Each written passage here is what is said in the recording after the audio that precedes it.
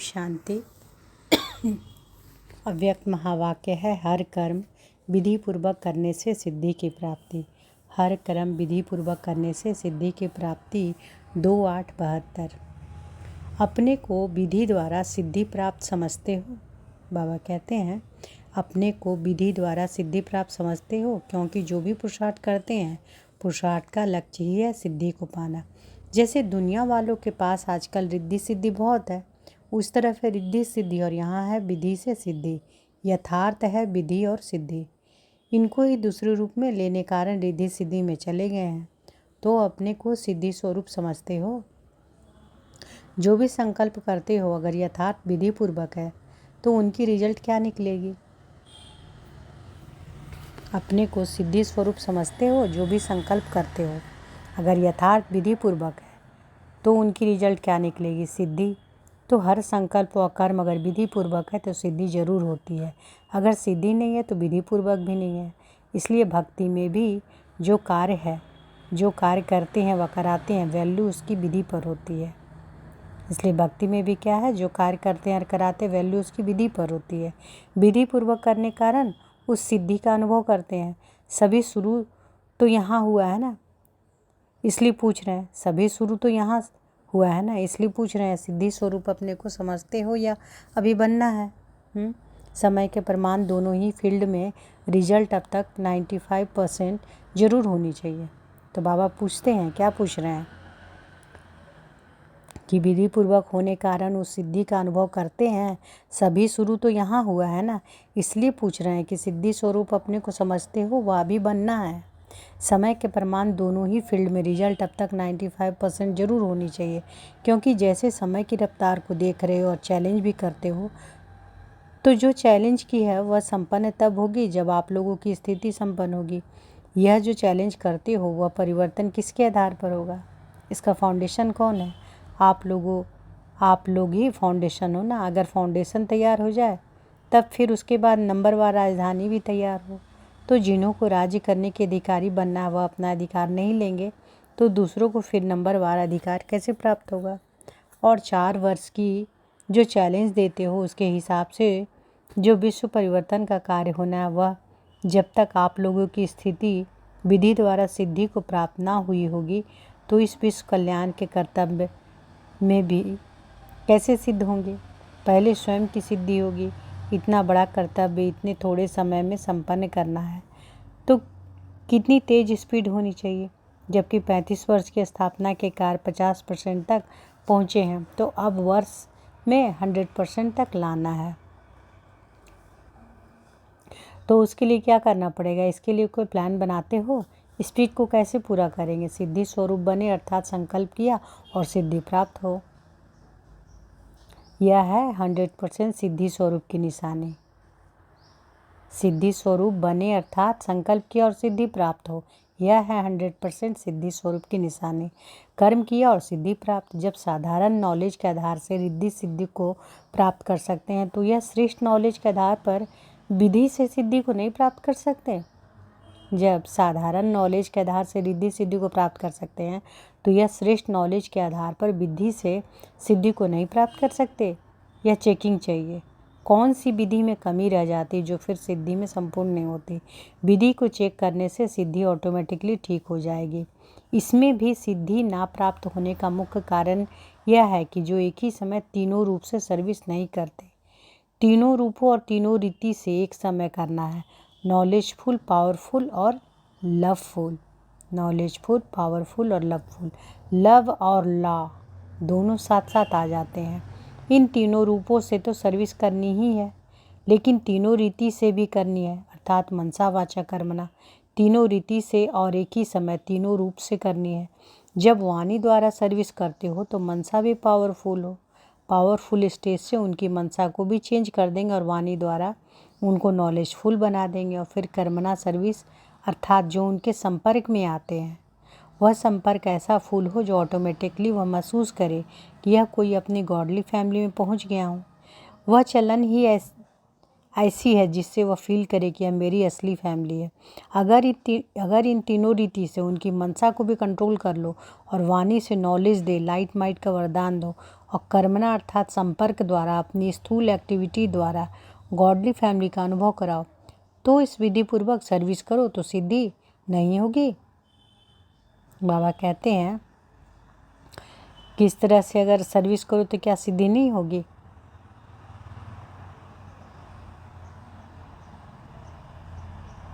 एक बार फिर से सुनिए। बाबा कहते हैं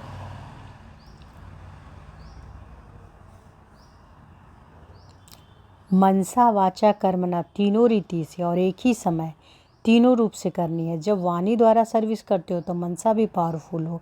पावरफुल स्टेज से उनकी मनसा को भी चेंज कर देंगे और वाणी द्वारा उनको नॉलेजफुल बना देंगे। और फिर कर्मणा सर्विस अर्थात जो उनके संपर्क में आते वह संपर्क ऐसा फुल हो जो ऑटोमेटिकली वह महसूस करे कि यह कोई अपनी गॉडली फैमिली में पहुंच गया हूँ। वह चलन ही ऐसी हो जिससे वह फील करे कि यह मेरी असली फैमिली है। अगर इन तीनों रीति से उनकी मनसा को भी कंट्रोल कर लो और वाणी से नॉलेज दे, लाइट माइट का वरदान दो और कर्मणा अर्थात संपर्क द्वारा अपनी स्थूल एक्टिविटी द्वारा गॉडली फैमिली का अनुभव कराओ, तो इस विधि पूर्वक सर्विस करो तो सिद्धि नहीं होगी। एक ही समय तीनों रीति और तीन रूप से सर्विस नहीं करते हो। जब वाचा में आते हो तो मनसा जो पावरफुल होनी चाहिए वह कम हो जाती है। जब रमणीक एक्टिविटी से किसी को संपर्क में लाते तो भी मनसा जो पावरफुल होनी चाहिए वह नहीं रहती है। जब रमणीक एक्टिविटी से किसको संपर्क में लाते हो तो भी मनसा जो पावरफुल होनी चाहिए वह नहीं रहती है। तो एक ही समय तीनों अगर इकट्ठी हो तो सिद्धि जरूर मिलेगी। इस रीति से सर्विस करने का अभ्यास और अटेंशन होना चाहिए। संबंध में नहीं आते, डीप संपर्क में नहीं, ऊपर ऊपर के संपर्क में आते हैं। वह ऊपर का संपर्क अल्पकाल का रहता है। भले लव में लाते भी हो लेकिन लवफुल के साथ पावरफुल हो। उन आत्माओं में भी पावर भरे जिससे वह समस्याओं, वायुमंडल, वाइब्रेशन का सामना कर सदाकाल संबंध में रहे। वह नहीं होता या तो नॉलेज पर अट्रैक्टिव होते हैं या लव पर होते हैं। ज़्यादा लव पर होते हैं, सेकंड नंबर नॉलेज। लेकिन पावरफुल ऐसा हो जो कोई भी बात सामने आवे तो हिले नहीं। यह कमी अजून है। जो सर्विसेबल निमित्त बनते हैं उन्हों में भी नॉलेज ज़्यादा है, लव भी है लेकिन पावर कम है। जो सर्विसेबल निमित्त बनते हैं उन्हों में भी नॉलेज ज़्यादा है, लव भी है लेकिन पावर कम है। पावरफुल स्टेज की निशानी क्या होगी? एक सेकेंड में कोई भी वायुमंडल व वातावरण को माया के कोई भी समस्या खत्म कर देंगे। कब हार नहीं खाएंगे। जो भी आत्माएं समस्या का रूप बनकर आती है वह उनके ऊपर बलिहार जामेंगे, जिनको दूसरे शब्दों में प्रकृति दासी कहें। जब 5 तत्व दासी बन सकते हैं तो मनुष्य आत्माएं बलिहार नहीं जामेंगी। तो पावरफुल स्टेज का प्रैक्टिकल रूप यह है। इसलिए कहा कि एक ही समय तीनों रूपों से सर्विस करने की जब रूपरेखा बन जाएगी तब हर एक कर्तव्य में सिद्धि दिखाई देगी। विधि के कारण सिद्धि हुआ ना, विधि में कमी होने कारण सिद्धि में कमी है। अब सिद्धि स्वरूप बनने लिए इस विधि को पहले ठीक करो। भक्ति मार्ग में करते हैं साधना, यहाँ है साधन। साधन कौन सा? बाप दादा की हर एक विशेषता को अपने में धारण करते करते विशेष आत्मा बन जाएंगे। जैसे इम्तिहान के दिन जब नज़दीक होते हैं तो जो कुछ स्टडी की हुई होती है, थ्योरी या प्रैक्टिकल, दोनों को रिवाइज कर और चेक करते हैं। तो बाबा क्या करें कि जैसे इम्तिहान के दिन जब नज़दीक है तो जो कुछ स्टडी की हुई है, थ्योरी और प्रैक्टिकल, दोनों को रिवाइज कर और चेक करते हैं कि कौन से सब्जेक्ट में क्या क्या कमी रही हुई है। इसी प्रकार अब जबकि समय नज़दीक आ रहा है तो हर सब्जेक्ट में अपने आप को देखो कि कौन सी कमी और कितनी % तक कमी रही है, थ्योरी में भी और प्रैक्टिकल में भी, दोनों में चेक करना है। हर एक सब्जेक्ट की कमी को देखते हुए अपने आप को कंप्लीट करते जाओ। लेकिन कंप्लीट तब होंगे जब पहले रिवाइज करने से अपनी कमी का मालूम पड़ेगा। सब्जेक्ट्स को तो जानते हो, सब्जेक्ट को बुद्धि में धारण किया है व नहीं, उसकी परख क्या है। जैसे जैसे सिद्धि के % बढ़ती जाएगी तो टाइम भी वेस्ट नहीं जाएगा, थोड़े टाइम में सफलता जास्ती मिलेगी। इसको कहा जाता है सिद्धि।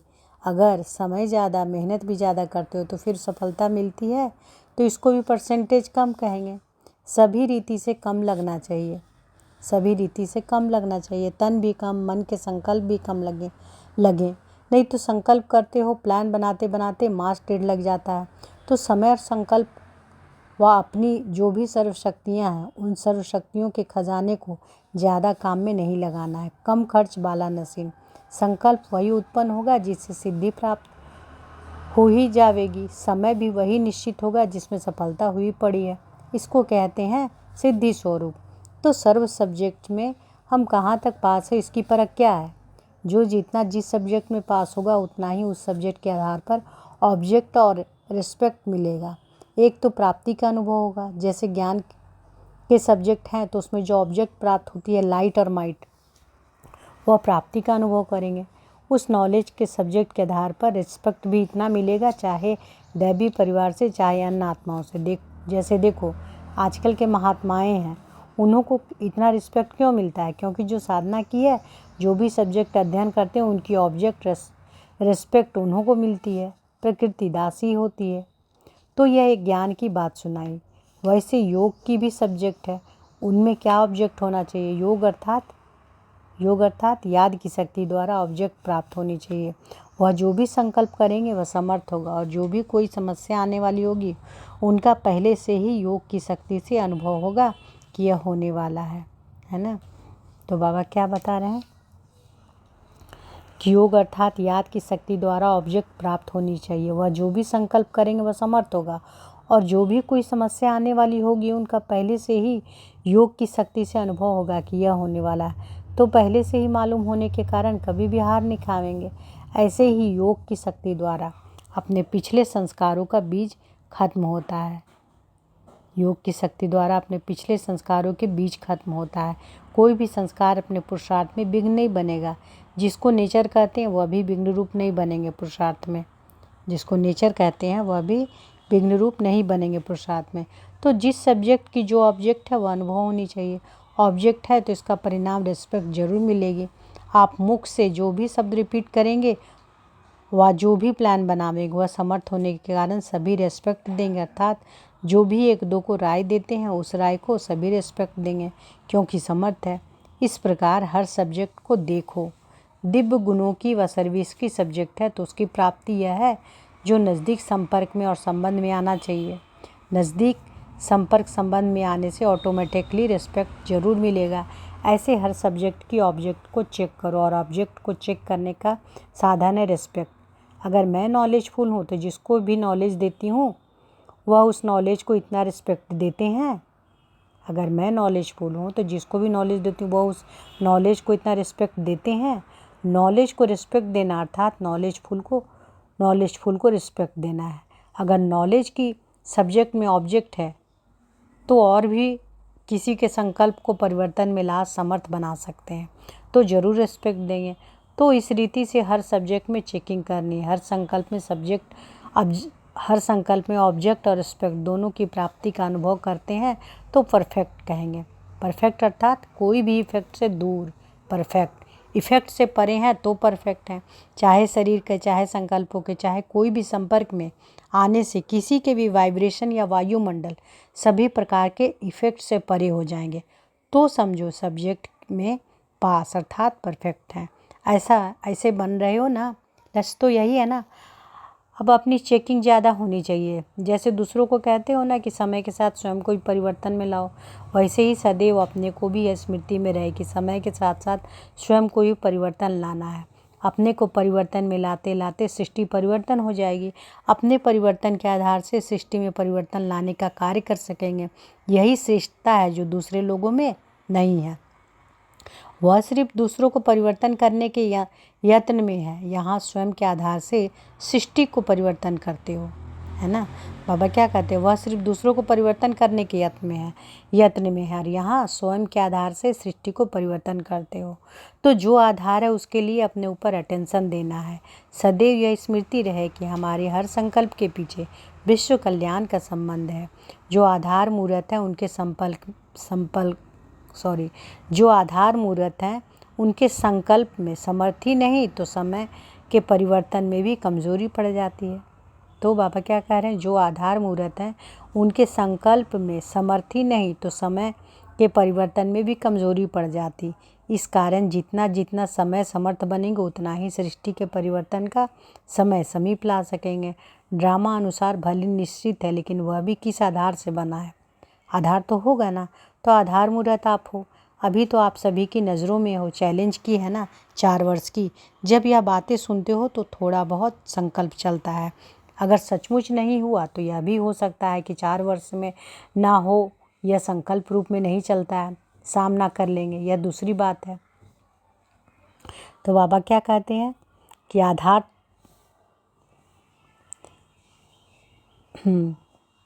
कि जो आधार मूर्त है उनके संकल्प में समर्थी नहीं, तो समय के परिवर्तन में भी कमजोरी पड़ जाती है।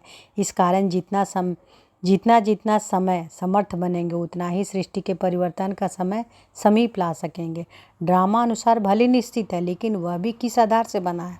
आधार तो होगा ना, तो आधार मूर्त आप हो। अभी तो आप सभी की नज़रों में हो। चैलेंज की है ना 4 वर्ष की।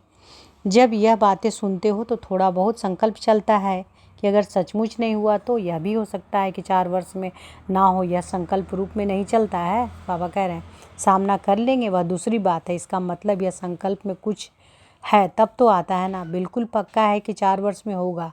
अच्छा समझो, आप लोगों से कोई पूछते हैं कि विनाश ना हो तो क्या होगा, फिर आप क्या कहेंगे? जिस समय समझाते हो तो यह स्पष्ट समझाना चाहिए। ऐसे नहीं कि 4 वर्ष में कंप्लीट विनाश हो जाएगा, नहीं। 4 वर्ष में ऐसे नज़ारे हो जाएंगे जिससे लोग समझेंगे कि बरोबर यह विनाश हो रहा है, विनाश शुरू हो गया है। एक बात सहज लग गई तो दूसरी बातें भी सहज लगेंगी। विनाश में भी समय तो लगेगा। स्वयं संपूर्ण हो जाएंगे तो कोई भी संपूर्ण होगा। स्वयं संपूर्ण हो जाएंगे तो कार्य भी संपूर्ण होगा, कि सिर्फ स्वयं संपूर्ण होंगे। एडवांस पार्टी का कार्य चल रहा है। आप लोगों के लिए सारी फील्ड तैयार करेंगे। उनके परिवार में जाओ ना जाओ, लेकिन जो स्थापना का कार्य होना है उसके लिए वह निमित्त बनेंगे। कोई पावरफुल स्टेज लेकर निमित्त बनेंगे। ऐसी पावर्स लेंगे जिससे स्थापना के कार्य में मददगार बनेंगे। आजकल आप देखेंगे कि दिन प्रतिदिन न्यू ब्लड का रिगार्ड ज़्यादा है।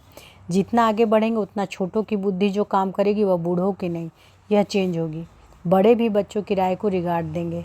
अब भी जो बड़े हैं वह समझते हैं कि हम तो पुराने ज़माने के हैं, यह है आजकल के। उन्हों को रिगार्ड ना देंगे, बड़ा समझ ना चलाएंगे तो काम ना चलेगा।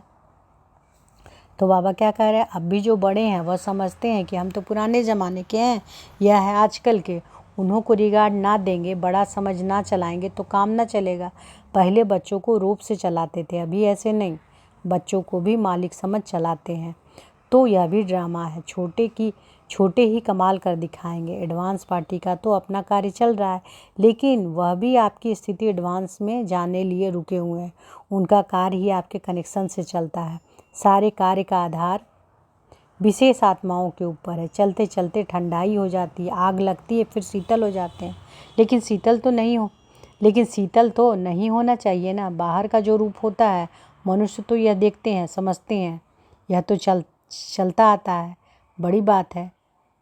बाबा कह रहे हैं कि बाहर का जो रूप होता है, मनुष्य तो वह देखते हैं, समझते हैं कि यह तो चलता आता है। बड़ी बात क्या है? परंपरा का खेल चलता आ रहा है। लेकिन यह चलते चलते शीतलता क्यों आती है? इसका कारण क्या है? परसेंटेज बहुत कम है। लेक्चर्स तो करते हैं, लेकिन लेक्चर्स के साथ साथ फीचर्स भी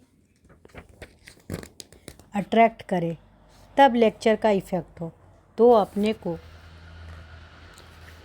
हर सब्जेक्ट में चेक करो। आजकल लेक्चर में आपका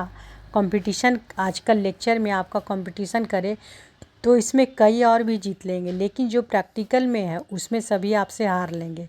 मुख्य विशेषता प्रैक्टिकल लाइफ की है। प्रैक्टिकल कोई भी बात आप बताओ तो एकदम चुप हो जाएंगे। तो लेक्चर से फिर प्रैक्टिकल का भाव प्रकट हो जाएगा। तब वह लेक्चर देने से न्यारा दिखाई दे। जो शब्द बोलते हो वह नैनों से दिखाई दे। यह जो बोलते हैं वह प्रैक्टिकल है, यह अनुभवी मूर्त है, तब उसका प्रभाव पड़ सकता है। बाकी सुन कर तो सभी थक गए हैं। बहुत सुना है, अनेक सुनाने वाले कारण सुनने से भी सभी थके हुए हैं। कहते हैं सुना तो बहुत है, अब अनुभव करना चाहते हैं, कोई प्राप्ति कराओ। तो लेक्चर में ऐसी पावर होनी चाहिए जो वह एक एक शब्द अनुभव कराने वाला हो। जैसे आप समझाते हो ना कि अपने को आत्मा समझो ना कि शरीर, तो ये शब्द बोलने में भी इतनी पावर होनी चाहिए जो सुनने वालों को आपके शब्दों की पावर से अनुभव हो, है ना।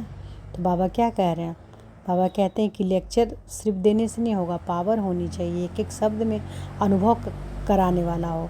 जैसे आप समझाते हो कि अपने आप को आत्मा समझो, जैसे बोलते हैं ना कि अपने को आत्मा समझो ना कि शरीर, तो ये शब्द बोलने में भी इतनी पावर होनी चाहिए कि जो सुनने वाले को आपके शब्दों की पावर से अनुभव हो। एक सेकंड के लिए भी अगर उनको अनुभव होता है तो अनुभव को वह कब छोड़ नहीं सकते, आकर्षित हुआ आपके पास पहुंचेगा।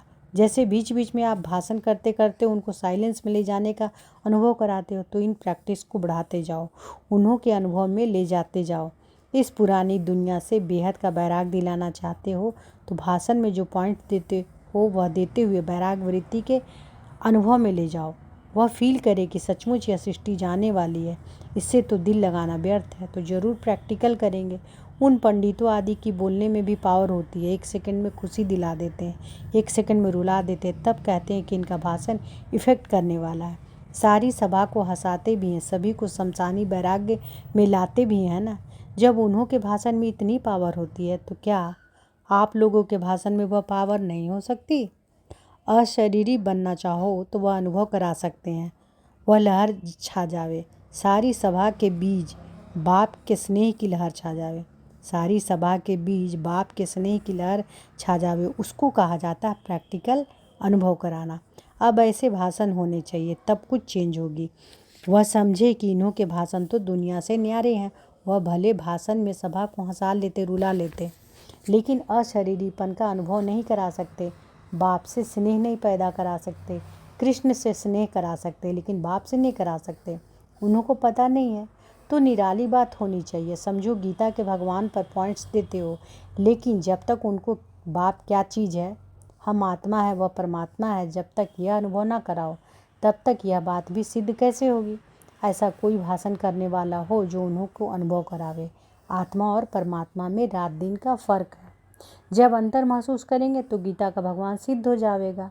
सिर्फ पॉइंट्स से उन्हों की बुद्धि में नहीं बैठेगा, और ही लहरें उत्पन्न होगी। लेकिन अनुभव कराते जाओ तो अनुभव के आगे कोई बात जीत नहीं सकता। भाषण में अब यह तरीका चेंज करो। अच्छा, तो बाबा इसमें क्या बोलते हैं कि सुख को अतीन्द्रिय सुख में लाना है, इसलिए अंतिम स्टेज का यही गायन है कि अतीन्द्रिय सुख गोप गोपियों से पूछो। सुख का अति होने से विशेष अर्थात दुख की लहर के संकल्प का भी अंत हो जाएगा। ओम शांति।